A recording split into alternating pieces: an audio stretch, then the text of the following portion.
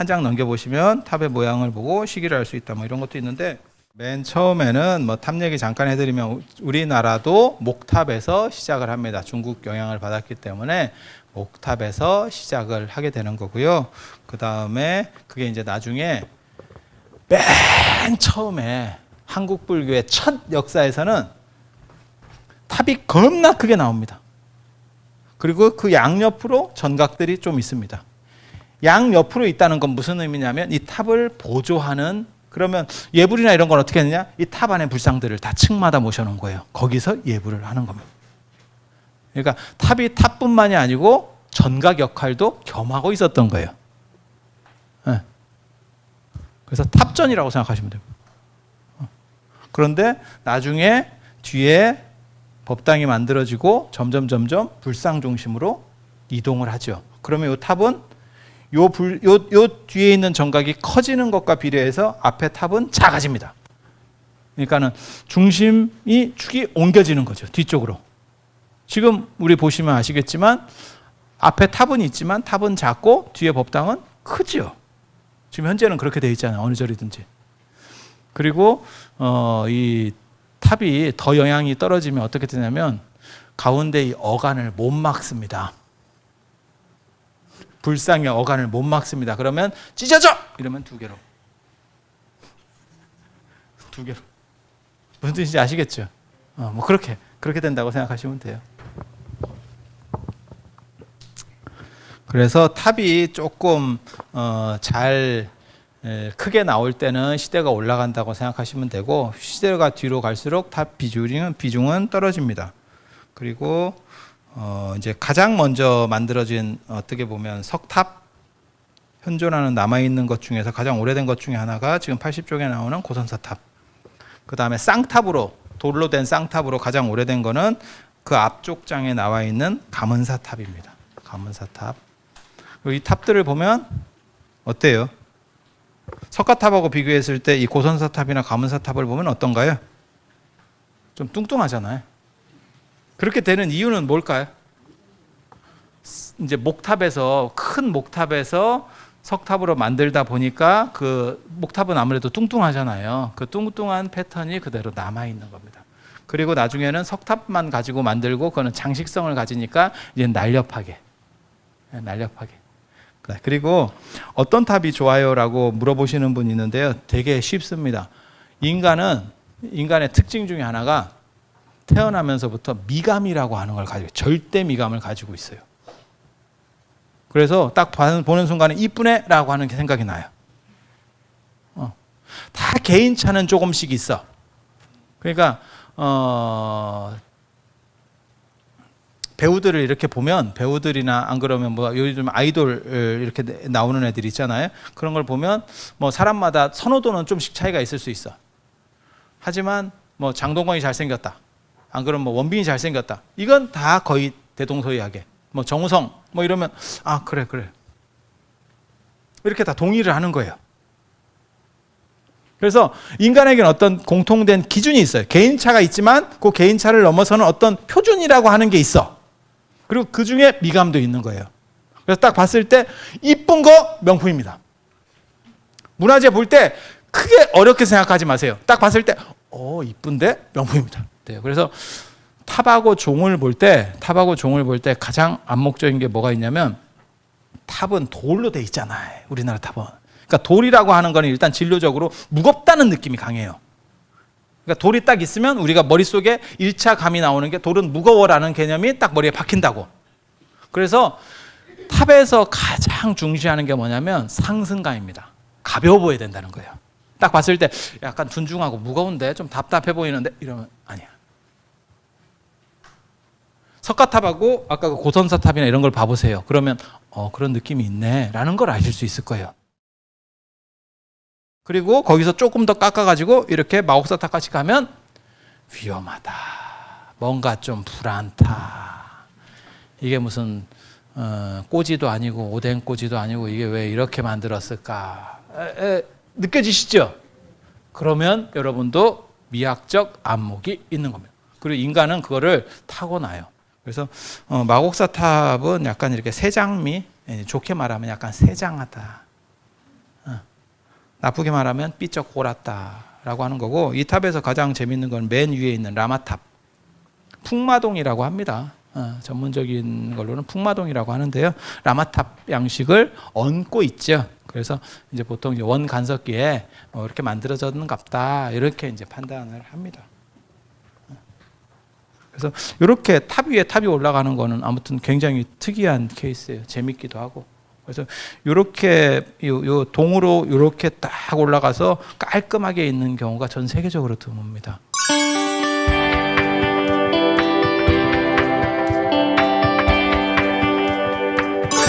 자, 그래서 탑이 나오고 그 다음에 석등 부분이 있습니다. 92쪽 석등하고 89쪽 석등하고 차이가 뭘까요? 가장 큰 차이가 뭘까요? 복잡하고 이런 거 말고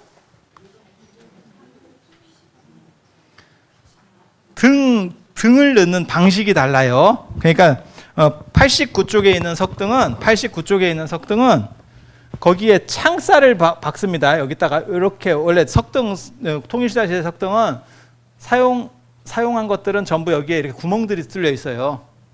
그래서 거기다가 문창살을 딱 꽂는 거예요. 문창살을 딱 박아서 이게 다 쉽게 말해서 박은 핀들입니다. 박은 자리입니다. 그래서 거기다 박아놓고 그 안에 호롱불을 넣어요.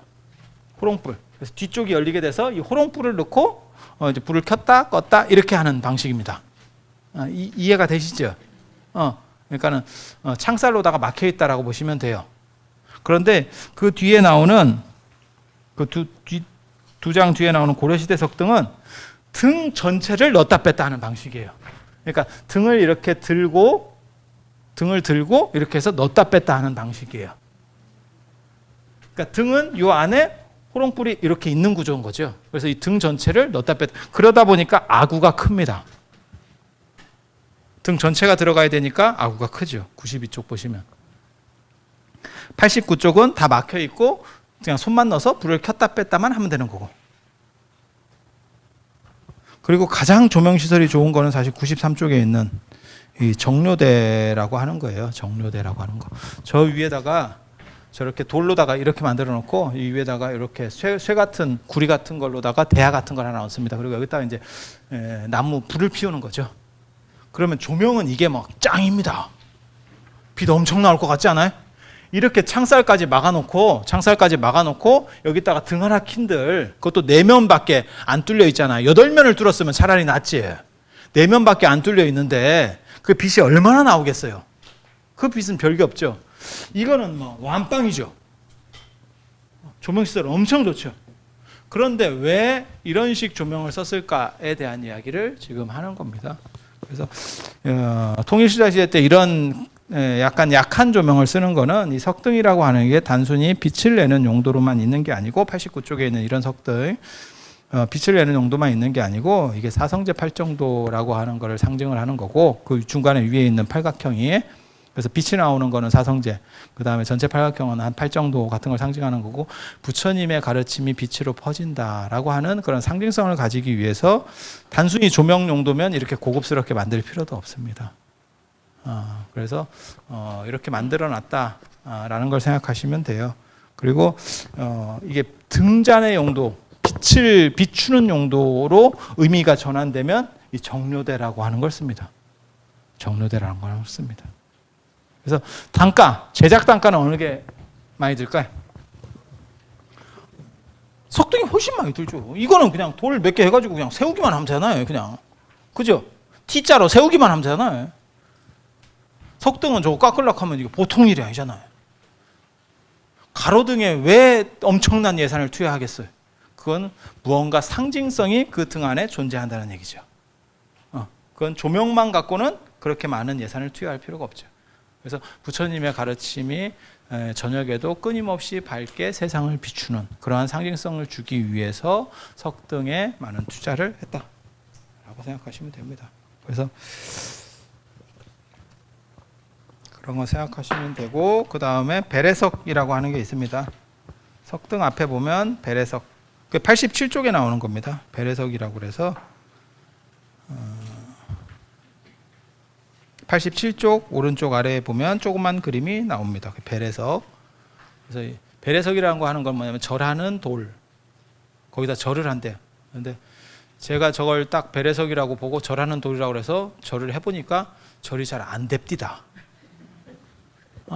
절을 하려고 하면 주인장 이렇게 깔든가 이렇게 깔아가지고 여기 연꽃이 있네. 그리고 연꽃이 피어있는 상징은 깨달음의 상징입니다. 깨달음의 상징입니다. 중생들이 머리를 대는 데다 연꽃을 피워놓을 수는 없습니다. 그래서 이게 뭔가가 좀 잘못인데 이런 존엄한 상징에 우리가 머리를 막 대고 있었다고? 그건 좀 안 맞는 것 같은데? 이런 생각을 했었습니다. 그리고 막상 절을 해보니까 이거 어떻게 절을 해야 될지를 모르겠습니다. 지금 여러분들이 하고 있는 절하는 방식이 있잖아요. 유론에서 납작 개구리처럼 엎드려라 라고 하는 건 사실은 조선 후기 때 나오는 절하는 방식이에요. 임진왜란 병자호란 끝나기 전까지는 우리도 법당에 신발 신고 들어갔었습니다. 그리고 임진왜란 병자호란 끝나고 나서 지금 맨발로 들어가는 그런 마루문화로 바뀐 겁니다. 온돌이 일반화되고 마루문화가 그때 정착이 되는 거예요. 그러니까 임진왜란 병자호란 전에는 보도블록 같은 게 깔려 있었습니다. 법당에. 중국 생각하시면 돼요. 지금 중국 가보시면 신발 신고 들어가죠. 바닥에 보도블록 같은 거 깔려 있고. 그래서 저 화엄사 각황전이나 좀 오래된 데 보면 밑에가 나무가 아니고 뒤쪽으로 가보시면 위에가 나무판 같은 거 깔려 있지만 실제로 뒤쪽으로 가보면 보도블록이 나오죠. 마루를 쓸 때는 공간을 비우게 돼 있거든요. 나무가 썼기 때문에, 습기에 의해서 나무가 썼기 때문에 공간을 비우게 돼 있어요. 맞죠? 밑에를 채운 상태에서 나무를 써버리면 나무가 신속하게 썩습니다. 그래서 그렇게 쓰지 않습니다. 그래서 밑에를 채워놓은 구조는 다 옛날 양식이라고 보시면 돼요. 그래서 화엄사 각항전 같은 데가 그게 이제 전환되는 상황이라고 보시면 돼요. 그래서 원래는 보도블록이 깔려 있었는데 요즘 이제 그걸 보호하기 위해서 나무를 깔았고, 그것도 뒤쪽으로, 부처님 뒤쪽으로 가면 그것도 또 귀찮은지 안 깔았더라고요. 가면 그냥 볼 수 있습니다. 보도블록이 노출돼 있습니다. 노출돼 있어요. 그래서 절하는 방식은 지금 여러분들이 하는 것 같은 방식은 최근 방식이에요. 몇백 년 안 된 방식이고, 예전에는 약간 엉거주춤한 방식으로 했습니다. 지금 중국 사람들이나 아랍 사람들, 중동 사람들 절하는 방식 생각하시면 돼요. 엉덩이를 높게 들고 이렇게 하는 절하는 방식으로 했었습니다.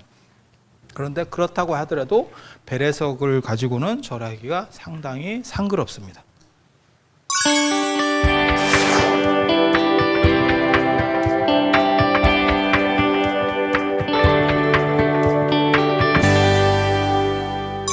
가람 배치에도 원칙이 있다. 이렇게 해서 원래는 직선형 가람 배치, 그래서 99쪽에 나오는 이런 식으로 이렇게 직선형으로 이렇게 쭉 들어가는 방식이 가장 일반적인 가람 배치 방식입니다. 그래서 맨 앞에는 냇물과 다리가 있고, 보통 그 다리를 이제 건너가는 구조, 보통은 이제 해탈교라고 하는 게 가장 널리 일반적으로 쓰이는 게 이제 해탈교라고 하는 이름을 쓰고요. 해탈하면 그죠? 해탈문도 있고. 해탈교, 그래서 그 너머로 해탈의 경계가 있다, 성역이다, 이런 의미를 보통은 상징하는 거고요. 그래서 아무튼 냇물과 다리 있고, 그 다음에 아침에 봤었던 단간, 그죠? 지금은 단간 지주만 남았고, 단간은 이제 지금 문화가 사라졌으니까 그 지지대, 국기대만 남았고, 그 다음에 옆에 한쪽에 부도밭이 있다, 부도가 있다. 밭이라고 하는 의미를 쓰는 거는 많아서 이제 많다라고 하는 의미도 있고, 그 다음에 거기가 복전이라고 하는 의미도 있고, 복밭이라고 하는 의미도, 큰 스님들이 다 복밭, 그 다음에 예전에는 스님들을 복전이라고 했었죠.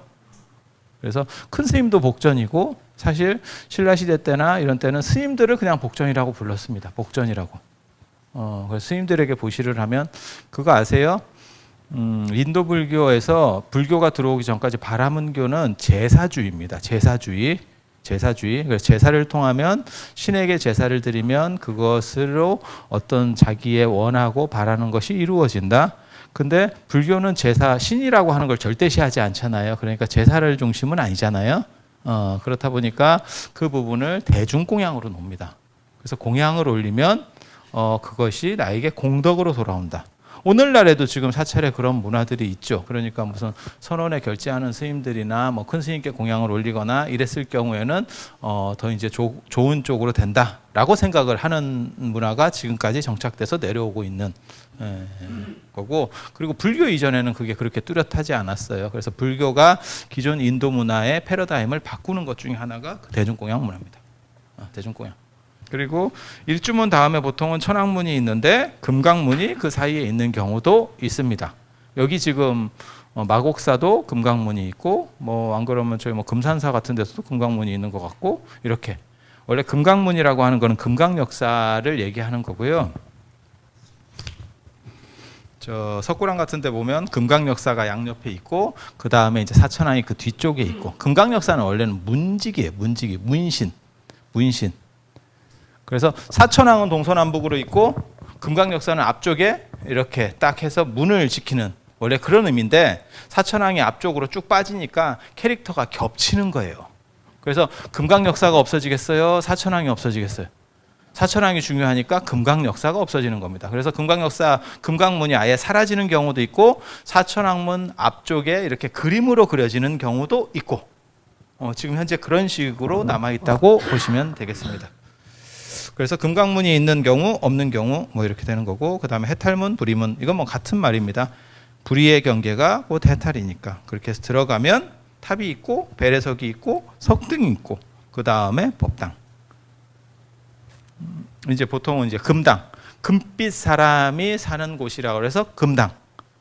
그리고 말 나온 김에 잠깐 말씀드리면 우리가 그 행선 출근할 때 귀의삼보 예금선 뭐 이러잖아요. 금선이라고 하는 게 이제 금빛 나는 어떤 신선 그런 뜻이거든요. 근데 그거는 송나라 북송 시대 때 휘종이 불교를 폄하할 때 쓴 용어입니다. 그러니까 그 사람이 도교 신자거든요. 그래서 도교의 입장에서 붓다를 폄하시키는 거예요. 신선 중에 하나로다가 편입시키려고 금선이라는 표현을 쓴 거예요. 그래서 그런 표현을 쓰는 것은 맞지 않습니다. 그리고 금당 뒤에 예전에는 강당이 있었는데 그러니까는 부처님을 모신 곳에서 법을 설하는 게 아니고 그 뒤쪽에서 법을 따로 설했어요. 그러니까 불국사 같은 데 보시면 대웅전이 있고 그 뒤에 무설전이 있죠. 무설전. 설함이 없이 설한다. 되게 이름이 멋있지 않아요? 그리고 무설전 하면 떠오르는 거 있잖아요. 그 관음전 예불 하면 백의관음 무설설 남순동자 불문. 그죠? 말없이 딱 이렇게 들을 필요 없이 바로 알아듣는다는 거 아니야? 참. 그리고 참고로 말씀드리면 남순동자는 남방을 순유한다. 남방을 이렇게 순례한다라는 의미고요. 원래 이름은 그건 별명이고 어떤 행동에 대한 거를 지칭하는 표현이고 원래 이름은 선제동자. 그래서 선제동자가 53선지식을 참방하는 과정에서 화엄경 입법회품에서 53선지식을 이렇게 쭉 차례로 가는 과정에서 남방에서 이제 관세음보살을 친견하는 그 얘기입니다. 그래서 그냥 별명 삼아 남순동자 이렇게 쓰는 거고 실제로는 선제동자. 근데 선종이 되면 어떤 일이 벌어지냐면 큰 스님이 곧 부처님이에요. 부도에서 제가 부도 설명드릴 때 잠깐 그런 말씀 드렸었잖아요. 큰 스님이 곧 부처님이에요. 그러니까 굳이 법당에서 따로 설하는 강당에서 따로 설하는 게 아니고 그냥 금당에서 법을 설해버립니다. 부처님 앞에서. 그러다 보니까 그게 법을 설하니까 그냥 법당, 지금 우리가 법당이라는 의미가 되잖아요. 그러면 강당이 법당 안에 포함돼 버리잖아요. 법당이라는 의미에는 법을 설하는 것도 있으니까. 그죠? 그래서 예경 공간과 그 다음에 이 강당 공간이 섞여지면서 나중에 강당은 거의 없어지죠. 그래서 지금은 대웅전이 맨 뒤에 위치하고 있다. 특별한 경우 아니면, 그러니까 뭐 통도사 같이 금강계단이 있어요. 그러면 그걸 더 뒤에다가 모시지만 특별하지 않으면 보통 대웅전이 맨 뒤쪽에 있습니다. 그리고 이 앞쪽 사진 잠깐만 보실까요?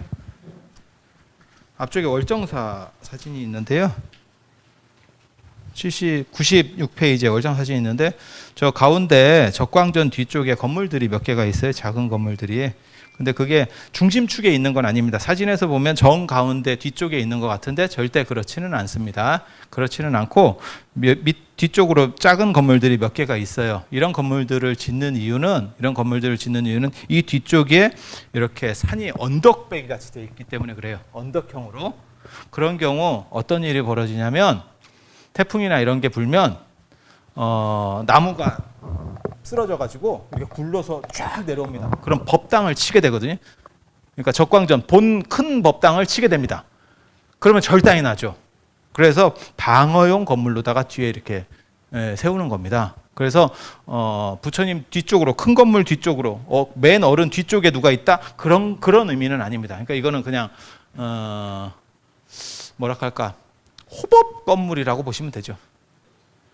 그 다음에 대웅전 영역에서 99쪽 보시면 부속 정각들이 있고, 보통은 좌우측에 이제 미음자로 보통 건물들을 짓거든요. 그 좌우측에 있는 게 좌측에 신검당, 우측에 설선당을 놓습니다.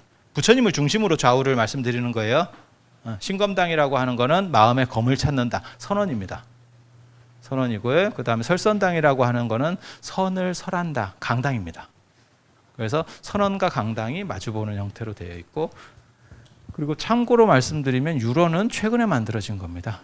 유로는 뭐 전통적으로 오래 있었던 게 아니고요. 자운 스님에 의해서 최근에 만든 거예요. 그래서 그건 뭐 계속 있었던 것은 아닙니다. 계속 있었던 건 아닙니다. 그래서 어떤 생각하기에는 강원, 선원, 유런 이건 다 원래부터 계속 내려오던 거 아닙니까? 그렇지는 않습니다. 그렇지는 않습니다. 그리고 기타 옆으로 좌우에 이제 저런 정각들이 있고, 그 다음에 사물 모시는 누각, 이제 법고, 범종, 운판, 모거 뭐 이래 갖고 사물을 모시는 데도 있고, 대충 이게 기본 가다입니다. 단 이것을 이렇게 빤뜨시는 못하고 산에 있다 보니까 약간 구불구불하게, 그 다음에 배치들이 약간 이렇게 좀 다르게 될 뿐이지, 이런 건물들이 있는 거는 보통입니다.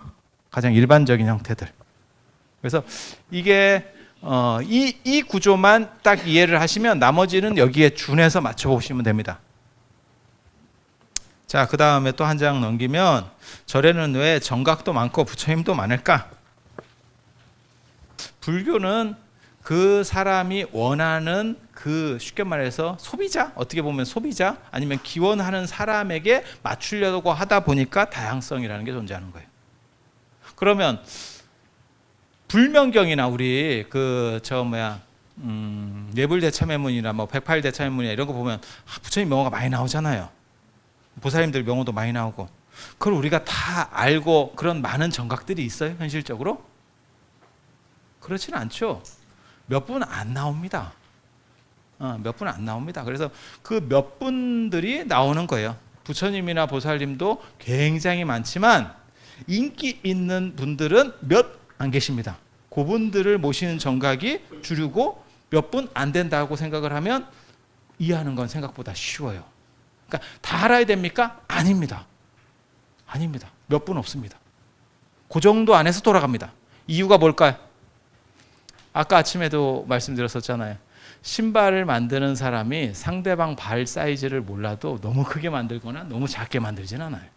그냥 기존에 맞춰서 어떤 표준에 맞춰서, 그 표준 중에서 가장 우리가 많이 이제 나오는 분이 석가모니 부처님, 당연히 불교의 교조이신 석가모니 부처님, 그 다음에 비로자나 부처님, 뭐 아미타 부처님, 그 다음에 약사열의 미륵불, 이 정도가 나온다고 보시면 거의 부처님은 끝. 그 다음에 보살님 같은 경우는 이강 체제죠. 정확하게 말하면 이강 체제.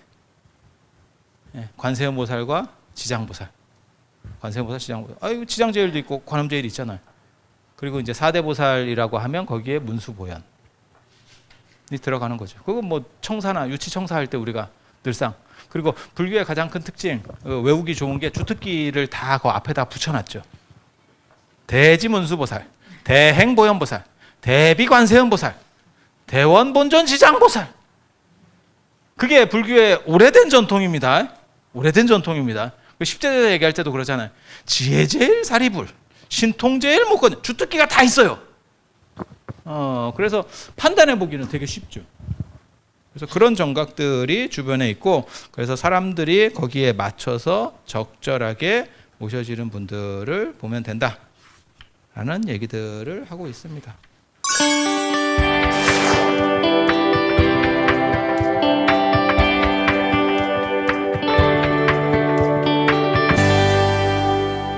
그리고 또 다른 걸 한 장 넘기시면, 법당에는 용이 산다.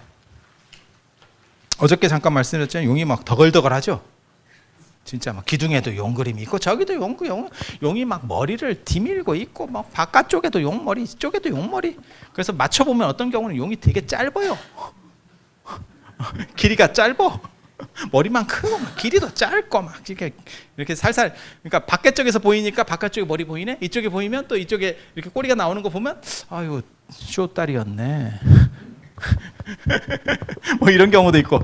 아니, 그런 거 좀 유심히 보시면 되게 재밌는데, 제일 재밌는 용이 표현되어 있는 데가 불국사 대웅전이에요. 불국사 대웅전 바깥쪽에 이렇게 용이 이렇게 머리 내밀고 있는 거 보시면 물고기 물고 있는 놈도 있고, 그 다음에 코 위에다가 여의주 놓은 놈도 있고, 별놈이 다 있어요.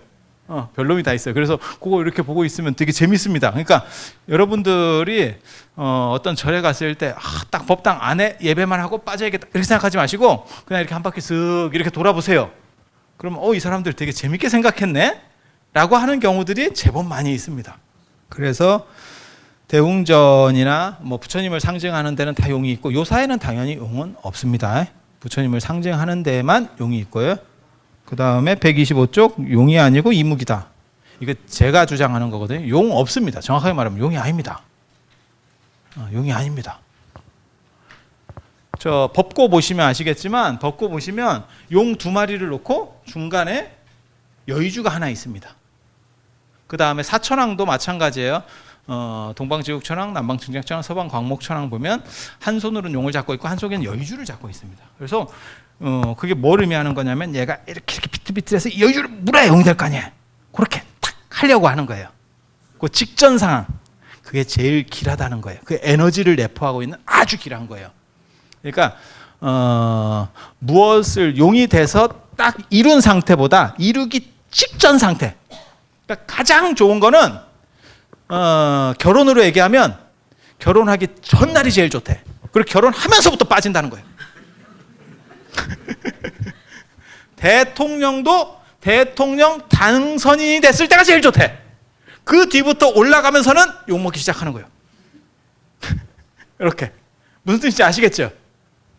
그래서 그렇게 되려고 하는 것, 동아시아에서는 된 거보다 되기 직전 상황이 최고로 길하다고 생각하는 거예요. 그 뒤부터는 빠지는 거니까. 그래서 항룡유회라는 표현이 있어요. 주역 건캐에 보면, 중천 건캐에 보면 맨 끝까지 올라가는 거는 그 다음에 내려올 수밖에 없다. 쪽팔려서 내려올 수도 없고 계속 올라갈 수도 없고 죽도 합도 안 된다는 거예요.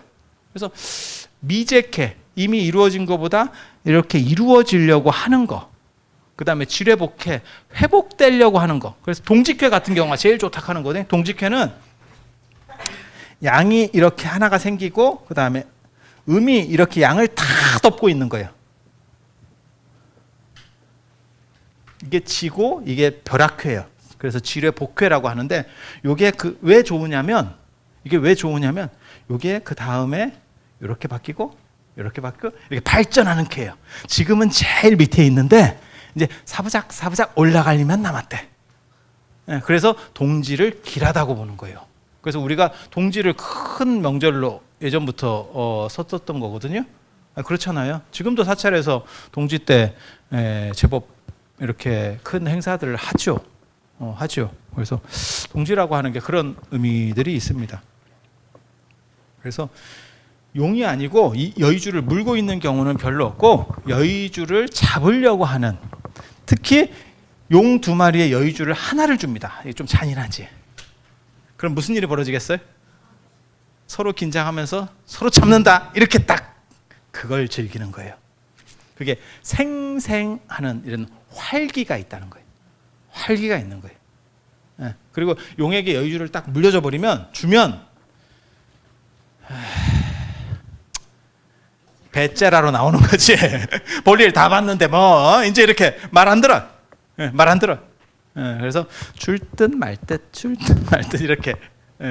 그래서 비석 같은 데도 마찬가지입니다. 비석 같은 데도 맨 위에 보면 여의주 하나고 용들이 이렇게 여러 개가 탁 해서 딱 채려고 하는 딱 그런 상태들을 계속 만드는 게 동아시아 문화의 어떤 정서예요. 정서. 그래서 꽉 찬 것은 이지러져 보이고 그 다음에 기울 수밖에 없다. 찬 건 기울 수밖에 없다. 왜 그런 거 있었잖아요. 예전에 그 삼국사인가 보면 백제는 만월이고 보름달이고 그 다음에 신라는 신월이다. 그러니까 초승달이다. 이렇게 하니까 백제 의자왕이 그 점괘를 보고 그럼 백제가 이기겠다. 의자왕이 사실은 정치를 굉장히 잘했죠. 나중에 이제 문제가 생겨서, 그리고 백제나 고구려 입장에서는 사실 이길 수가 없었습니다. 당이 너무 센 거예요. 그 정도면 선방한 겁니다. 진짜. 신라가 그 얘기를 듣고 웃기지 마라 라고 하는 얘기가 있잖아요. 왜?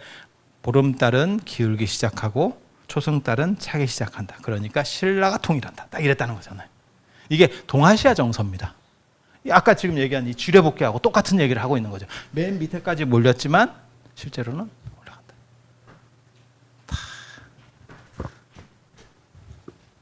그래서 용이 아니고 이묵이다. 정확하게 말하면 이묵이다. 용이 되기 직전의 이묵이다. 그런 얘기를 적고 있고요. 125쪽 맨 마지막 줄 노자 얘기 잠깐만 한번 볼까요? 대성약결 뭐 이렇게 해서 대교약졸이라고 하는 이런 얘기들. 크게 이루어진 것은 이지러진 것처럼 보여도 그 쓰임은 다함이 없다. 뭐 이런 거. 그리고 너무 곧은 것은 약간 굽은 것 같고, 크게 교묘한 것은 졸렬한 것 같고, 크게 말 잘하는 것은 약간 어눌한 것 같다. 이게 굉장히 재밌는 표현들이거든요. 그러니까 너무 잘난 것보다는, 너무 잘나서 문제가 되는 것보다는 잘났는데 약간 부족한 것처럼 해서 사람들의 신망까지 싹 받는 거.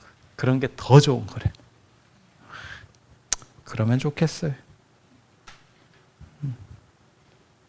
그래서 127쪽, 128쪽 이렇게 보시면 129쪽에 이게 불국사 대웅전 안에 있는 사자와 코끼리거든요. 이런 식의 코끼리 조각 때문에 돼지 얘기가 나오는 겁니다. 여기는 사자와 코끼리가 이렇게 맛보기로 있으니까 돼지라는 말을 못 해요.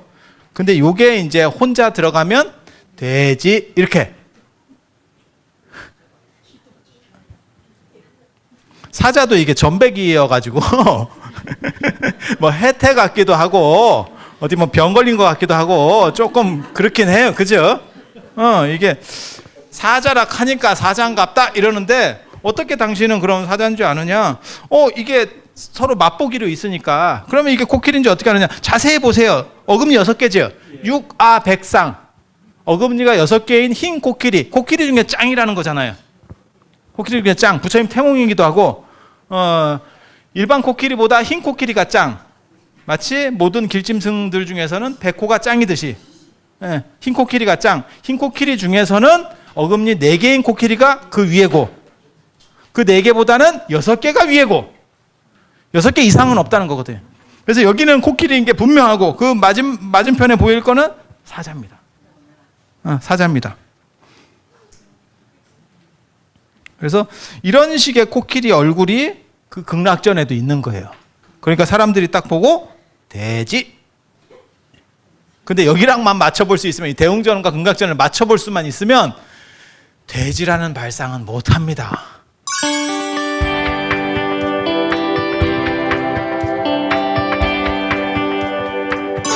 17. 시대의 미감, 건물의 지붕에서도 읽을 수 있다. 조금씩 건물 형태들이 달라져요. 건물 형태들이 달라져요.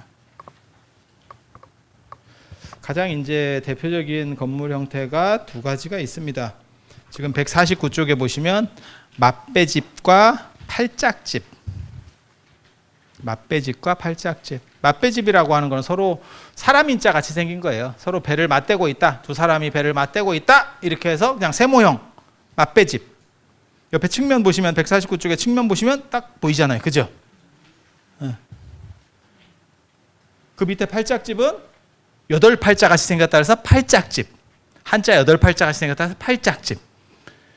용어들 되게 쉽지 않아요? 배를 맞대고 해서 맛배집. 8팔자 같이 생겼다 그래서 팔짝집. 근데 149쪽의 2번째 사진을 한번 보세요.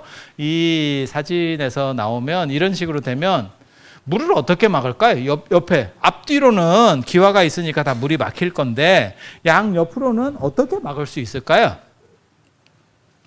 막을 방법이 없죠. 그러니까 보통 이런 한옥 건축에서는 양 옆에다가 판을 이렇게 나무판을 쭉 대서 그걸 풍판이라고 하는데 나무판을 대버리죠. 그죠?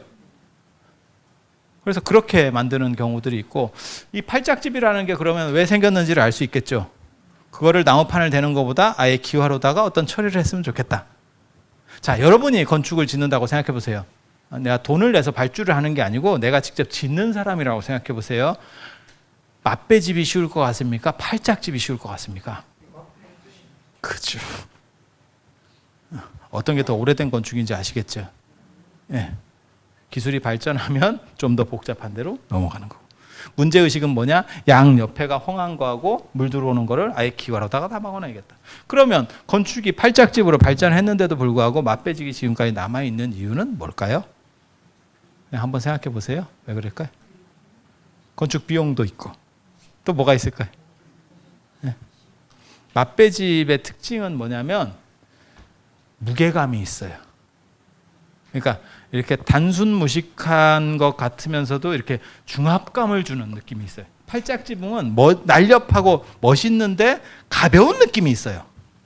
그래서 이걸 리드미컬하게 섞어 놓는 게 건축적으로 훨씬 안정적인 느낌을 줍니다. 그러니까 팔짝집만 있으면 어떻게 되냐면 애가 앞에서 보면 이렇게 된다니까요. 파도 치듯이. 그래서 어떤 거는 약간 끊어가고 맛배집 같은 경우는 약간 단무지같이 이렇게 딱 끊어버리는 거잖아요. 이렇게. 그래서 권위를 줄 때는 맛배집. 그 다음에 미적인 거는 팔짝집. 그건 이제 선택하기 나름이에요. 선택하기 나름이에요. 어떤 게 더 좋으냐? 그거는 뭐 딱히 말하기가 좀 그렇죠. 그리고 왕궁 건축하고 사찰 건축이 좀 다릅니다. 언뜻 볼 때는 같은 한옥 아닙니까? 맞죠? 그렇지만 약간 달라요. 그 중에서 가장 큰 게 뭐냐면 기와골의 기울기입니다. 왕궁 기울기가 훨씬 더 서 있습니다. 왕궁 건축들이. 더 서 있다는 건 뭐죠? 앞에서 봤을 때 지붕이 더 크게 보인다는 뜻이에요. 이렇게 누워 있는 거하고 이렇게 서 있는 거하고 다르죠? 이렇게 서 있으면 더 크게 지붕이 보이면서 위압감을 줍니다. 권위를 세우는 거예요. 사찰 건축은 그에 비해서 더 누워 있습니다. 왜? 뒤에 사찰 건축에는 언제나 뭐가 나오냐면 뒤쪽에 산 능선이 나와요. 그래서 거기라고 맞춰서 이렇게 서로 흘러갈 수 있는 구조들을 만들어내는 게 사찰의 자연 친화적 미감입니다. 그래서 산 능선하고 사찰 처마 이런 사찰의 지붕선들이 흘러가는 것들을 이렇게 보는 것도 재밌어요. 그러니까 지금까지 제가 얘기를 안 들으실 때는 그런 거를 본다는 생각 자체를 안 했어요. 근데 지금 이렇게 한번 듣고 나중에 이제 절에 가시거나 안 그러면 방생을 가시거나 뭐 포사할 때 가시거나 이랬을 때 그런 것들이 이렇게 한번 흘러가는 것들을 봐보세요. 그러면 상당히 니드마킬하게 되게 재밌는데? 그리고 이런 거야말로 진짜 자연과 하나 되는 어떠한 친환경적 건축이 아닐까? 이렇게. 근데 반드시 그런 생각을 하고 했느냐? 글쎄 그건 잘 모르겠어요. 하지만 되게 재밌는 게 우리 한국 건축 그다음에 문화의 어떤 특징은 직선이 별로 없어요. 대부분 다 곡선 중심입니다. 옷선 하나만 봐도 대부분 이게 다 곡선입니다. 직선으로 딱 끊는 게 아니고 살짝 쳐줍니다. 그래서 곡선의 미라고 하는 게 한국 문화의 특징이에요. 그것도 곡선이지만 과장되지 않은 곡선. 막 이렇게 확 올리는 게 아니고 중국 같은 경우는 지붕도 이렇게 해서 그냥 이렇게 올라가는 게 우리가 예를 들어서 이렇게 올리면 얘네는 이렇게 올립니다. 지붕선이. 그래서 저건 과장된 거. 우리는 그냥 살짝 부드럽게. 상당히 특징. 그리고 유교 같은 경우는 훨씬 경직된 건축을 추구합니다. 유교는 아까 떡국 같이 그런 생각하시면 돼요. 훨씬 경직성이라고 하는 걸 추구합니다. 그래서 이런 것들이 섞여 있는 걸 보면 152쪽, 153쪽 이렇게 보시면 팔짝집도 보이고 그 다음에 맛배집도 보이고 맨 오른쪽 아래쪽 그 153쪽 사진의 맨 오른쪽 아래 하면 그건 사모지붕이라고 합니다. 네 모퉁이가 이렇게 가운데로 모여 있는 정자 형태의 건축들. 그건 사모지붕. 사각형이 모여 있으면 사모지붕, 팔각형이 모여 있으면 팔모지붕. 팔모지붕 이렇게.